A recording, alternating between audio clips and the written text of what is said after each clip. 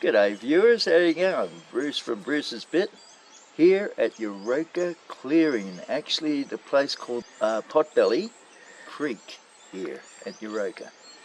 Now down here we've been having a bit of a look around with my good friend Matthew Vella from Bluey in the Bush, and look what we found here.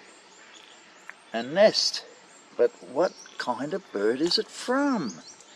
As you can see here, it's a small bird, probably more like a finch. And here we have a scarlet honeyeater ready to drink.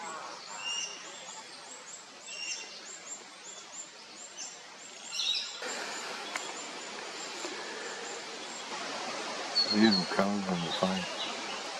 Oh, that picked up a leaf. Maybe it's going to a nest.